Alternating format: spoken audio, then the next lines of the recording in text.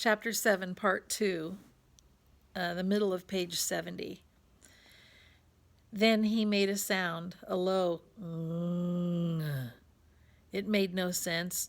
It was just a sound of fear, of disbelief that something this large could have come so close to him without his knowing.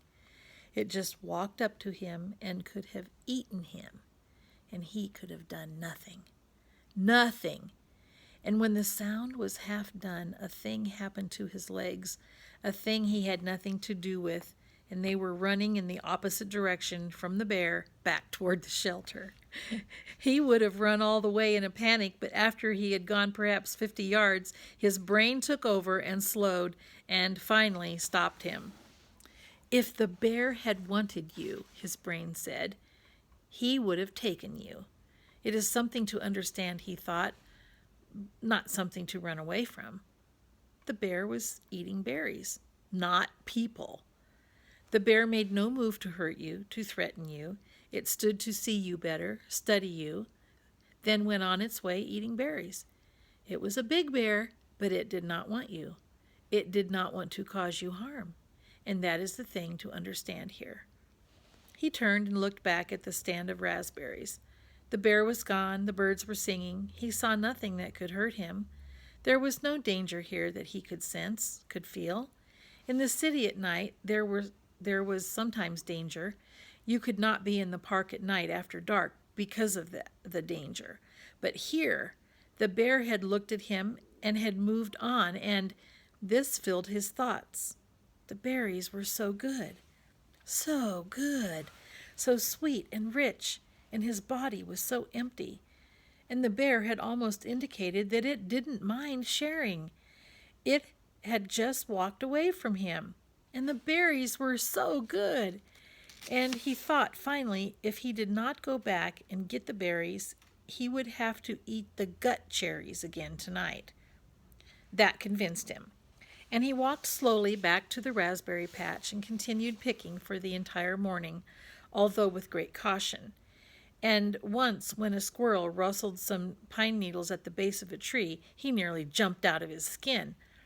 About noon, the sun was straight overhead. The clouds began to thicken and look dark.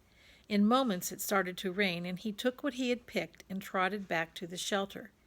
He had probably eaten 2 pounds of raspberries, and maybe had another 3 pounds in his jacket rolled into a pouch.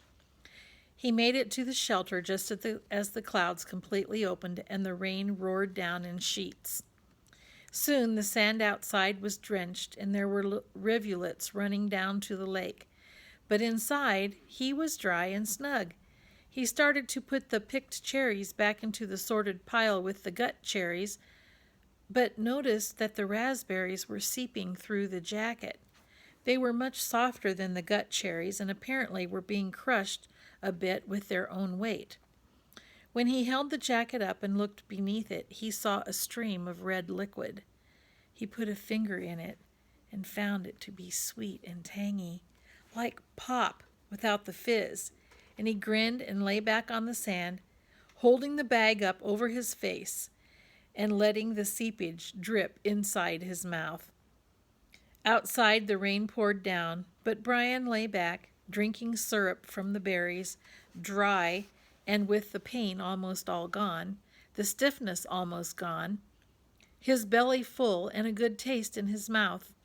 For the first time since the crash, he was not thinking of himself or his own life. Brian was wondering if the bear was as surprised as he to find another being in the berries. Later in the afternoon, as evening came down, he went to the lake and washed the sticky berry juice from his face and hands, and then went back to prepare for the night.